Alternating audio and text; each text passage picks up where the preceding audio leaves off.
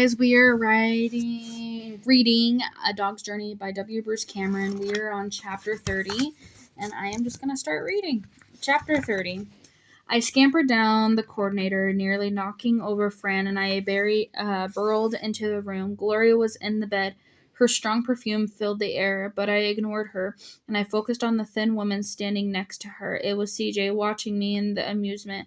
I completely broke protocol, abandoned the reserved composure I always adopted in people's room, and instead of leaping onto my girl, my paws reaching for her. "Wow," she said. I sobbed, my tail low and beating the floor, spinning in circles and jumping. She reached out and put her hands around my face, and I closed my eyes, and I groaned with the pleasure of feeling her touching me. CJ had come for me at last. Elation went through me in a shiver. I was back with my girl. "Toby, get down," Fran said. "It's okay." CJ dropped to her knees, her joints firing off snapping sounds as she bent them. What a good doggie. Her hair was short now. It did not drape me as it once did. I licked her face. She smelled of sweet things, of Gloria. CJ was, I realized, frail and weak, her hands trembling a little as they touched me. This meant I needed to contain myself, which seemed scarcely possible. I wanted to bark and run around the room and knock things over. "Toby is our therapy dog," Fran explained. "He lives here. He comforts our guest. They really love having him around." "Well, not Gloria," CJ said with a laugh. She gazed frowningly into her eyes. "Toby, you're a therapeagle." I wagged. Her voice had a slight quaver to it and sounded strained, but I loved hearing it all the same. "Clarity stole my money," Gloria declared. "I want to go home. Call Jeffrey." CJ sighed but kept stroking my head. Gloria, I realized, was still as unhappy as ever. She was also really old. I could tell by her smells. I had been around a lot and really old people lately. Patsy came in smelling like cinnamon and chased her as usual. "Good morning, Gloria. How are you?" Patsy asked. "Nothing," Gloria said. She slumped in her bed. "Nothing?" Patsy stayed with Gloria while CJ and Fran went into a little room with a small table. "Why, Toby, are you coming too?" Fran laughed when I darted in the room before it closed. "Such a nice dog," Clarity said. I wagged. "He certainly seems to have taken a shine to you." CJ sat in the chair, and I picked up a quick flash of pain as she did so. Concerned, I pressed my head to her pain as she did. What the hell? It repeats the same thing. Her hand came down and absently petted me, a light tumor in the fingers. I closed my eyes, and I had missed her so much, but now that she was here, it was as if she had left. "Gloria has good days and bad days. This is pretty good. Most of the time she was not really lucid," CJ said. I wagged. Even hearing Gloria's name spoken by CJ gave me pleasure. "Alzheimer can be so cruel. Its progression so inconsistent," Fran replied. "That thing about the money drives me crazy. She tells everyone I stole her fortune and her house. The truth is, I've been supporting her in the past 15 years, and of course, whatever I sent her, it was never enough. In my experience, there nearly always will be unresolved issues in situations like this. I know, and I should be better able to cope with it all. I also philosophist. Yes, I saw that from your file.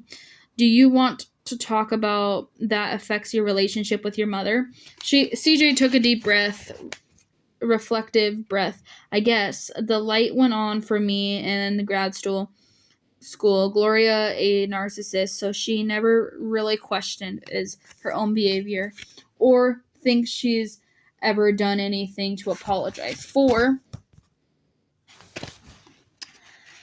So, no, there will never be any closure with her. There wasn't a chance at that, even when she was fully functional.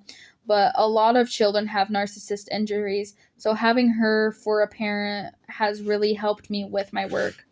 Which is in high schools, Fran asked. Sometimes my specialty is working with eating disorders, which are nearly always most acute in adolescent girls.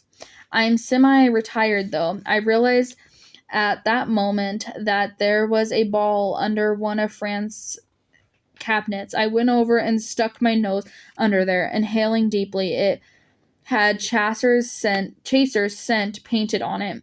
What was Chaser doing with a ball in here? I also read that you've been in dialysis for more than 22 years. I hope you don't mind me asking, but it would seem you'd be a good candidate for a transplant. What that never a consideration. I guess I don't mind answering that, CJ said, though I'm not sure what these questions have to do with Gloria. I dug at the ball with my paws, touching it, but otherwise failing to dislodge it. Hospice isn't just about the guest. It's about the needs of the whole family. The better we know you, the better we can serve you, Fran said. All right, sure. I did have a transplant actually 22 years ago in Constellation. I received a kidney from a cadaver donor when I was in my 30s. It gave me more than 2 decades before it began to fail. They call it a chronic rejection, and there's really nothing that can be done about it. I restarted dialysis 17 years ago. What about another transplant? CJ sighed. In the end, there are just so few organs available. I couldn't see taking one when there were others more deserving who were waiting in line, more deserving. I destroyed my kidney in a suicide attempt when I was 25 years old. There were children who are born with conditions that, through no fault of their own, required transplant. I had already taken one. I wasn't going to use up another. See, I see. CJ laughed. The way you just said that brought back about 50 hours of, oh my gosh, physical analysis. Believe me, I've thought this all out. I leaned into CJ's lap, hoping she'd get the ball for me. Thank you for even discussing it, then, Fran said. It just helps to know. Oh, my mother would have mentioned it to you. She delights to telling everyone I drink antifreeze. I've had her in Asset's care for the past 3 years. She had all the people there convinced I was a spawn of the devil. I yawned in agitation. Did no one else care about the ball? What is it? Why did you just pause? Fran asked after a moment. I was just thinking that maybe she won't tell you. She's been more and more unresponsive, and of course, she's pretty much stopped eating. I guess part of me is having trouble adjusting to the idea that this is truly the end. It's hard, Fran said, to lose someone who has been so important in your life. I didn't think it would be, CJ said so quietly. You've experienced loss before? Oh, yes. I sat up, watching my girl, and the ball forgotten. She reached for the fluffy piece of paper and pressed it to her eyes. My husband Trent died last fall.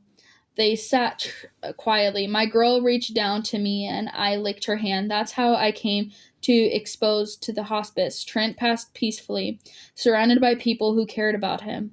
There was another long, sad pause. I liked hearing Trent's name, but there was no scent of him clinging to CJ.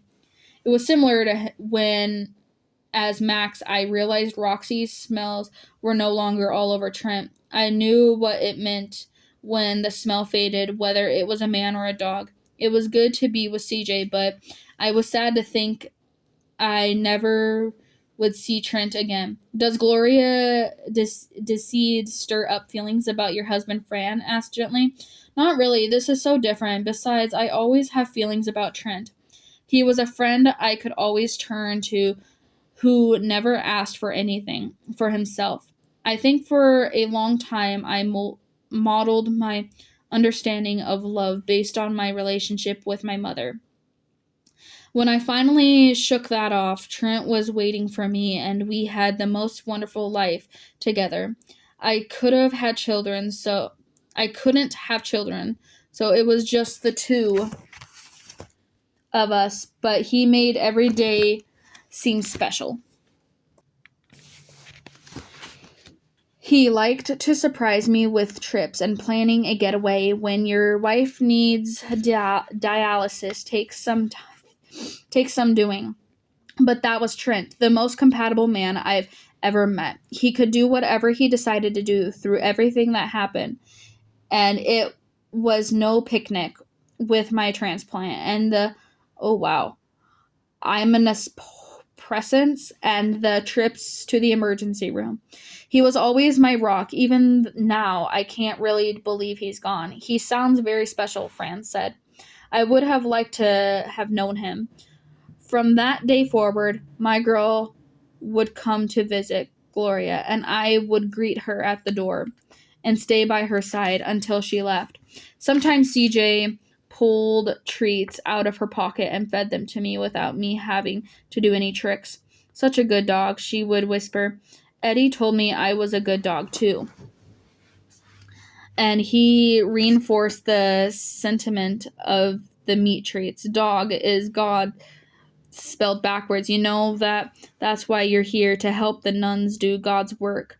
So I figured a little stew meat between us boys is the least I can give you, Eddie said. I never knew what he was saying, but his treats were the best I'd ever had. Just as I had once watched the baby Clarity from Ethan, I now reasoned that it was my job to take care of Gloria for CJ. I spent a lot of time with Gloria's room, even when CJ wasn't there with her. I didn't try to jump on Gloria's bed, though, because the one time I tried and her eyes were filled with terror and she screamed at me. Some people just don't appreciate having a dog around. It's sad to think there are people like that. I knew Gloria was that way. Maybe that's why she could never be truly happy. Fran and CJ became friends and often ate lunch together out in the courtyard. I would lie in their feet and watch for falling crumbs. Falling crumbs were my specialty. I've got a question for you, CJ told Fran at one of the lunches, but I want you to think about it before answering. That's exactly what my husband said to me when he proposed, Fran replied. They both laughed. I wagged at CJ's laughter. She seemed to have so many sharp pains digging at her from the side. I could sense them from the way she started and gasped when she moved, or when she exhaled in a long, loud sigh. As she carefully sat down, any time she laughed, though, the pain seemed to retreat. Well, it's not that kind of proposal, CJ said. What I'm thinking is that I'd like to work here at the hospice in counseling. I mean, I see how hard it is for you and Patsy and Mona to keep up, and I'd volunteer. I really don't need money. What about your current practice? I've been winding that down for a long time. I only work as a consultant now, as it is. To tell you the truth, I'm finding it harder and harder to relate to teenagers, or maybe it's the other way around. I tell them I identify with what they are going through, and I see the skepticism in their eyes. To them, there's a little difference between being in your 70s and being 100 years old. We normally discourage any volunteer relationships with the hospice by family members until a year after the guest has passed. I know, you said that. That's why I want you to think about it. I believe in the expectation could be made for me. I know very, very well what it's like to lie in the bed and feel horrible. I do it 3 times a week, and certainly what I'm going through with Gloria gives me tremendous insight into how families feel. How is your mother? I won't be much longer. You've been a good daughter, CJ. Yeah, well, maybe under the circumstance. Not sure Gloria will agree or whatever have agreed. So, will you think about it? Of course. I'll talk to the director, to the nuns about it too. It's really up to them, you know. The rest of us are just employees. About a week after that, I was sitting at CJ's feet in Gloria's room when I felt a change come over Gloria. I could hear that her breathing was getting lighter and lighter, and then it would stop. And then she'd take a couple of deep breaths, then each cycle, though, and breathing was weaker and exhalation more gentle. She was passing. I jumped on the chair next to her and I looked at her face. Her eyes were closed, her mouth open, her hands clenched across her chest. Glanced back at CJ, who was asleep. I knew she wouldn't want to be awake. So I barked a single sharp yep that sounded very loud in the silent room. My girl awoke with a start. What is it, Toby? She stood and came over to the side beside me, and I lifted my nose and I licked her fingers. Oh, she said. After a moment, she reached down and clenched Gloria's hand in hers. I saw tears falling from her eyes, and I could feel the sad pain in her. We stood like that for several minutes. Goodbye, Mom, CJ finally said. I love you.